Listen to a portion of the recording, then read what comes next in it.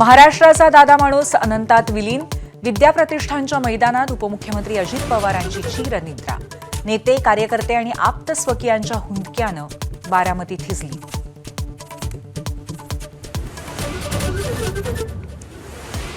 अजित पवारांच्या अखेरच्या क्षणाचे सोबती होण्यासाठी देशाच्या कानाकोपऱ्यातील राजकीय दिग्गजांची रीघ.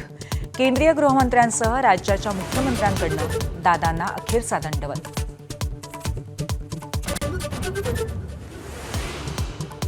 अजित पवारांच्या अकाली निधनानं राष्ट्रवादी काँग्रेसमध्ये मोठी पोकळी निर्माण. पत्नी सुनेत्रा पवारांनी अजितदादांची धुरा सांभाळावी, पक्षातूनच मागणीला जोर.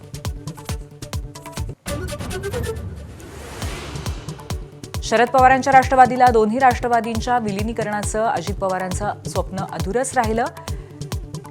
अंकुश काकडेंचा मोठा दावा. महापालिका निवडणुकांनंतर एकत्र येण्याची इच्छा दादांनी बोलून दाखवल्याचं वक्तव्य.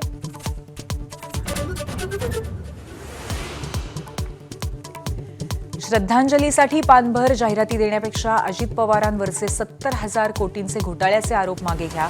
संजय राऊतांचा भाजपला खोचक सल्ला. सोशल मीडियावरती राऊतांवर टीकेचा भडीमार.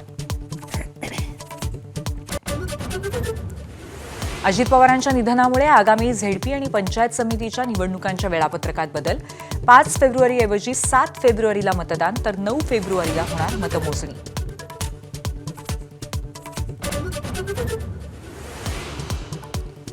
केंद्रीय आर्थिक सर्वेक्षण अहवालामध्ये राज्य सरकारच्या लाडकी बहीण योजनेवर ताशेरी. महसुली तुटीचा बोजा वाढल्याचं अहवालात निरीक्षण.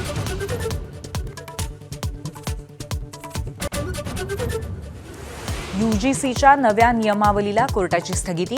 2012 मधलेच नियम लागू राहणार. केंद्र आणि यूजीसीला नोटीस.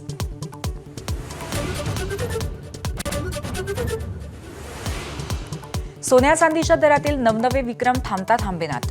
चांदी किलोमागे 4,05,000 तर सोनं 1,82,000 रुपये तोळा.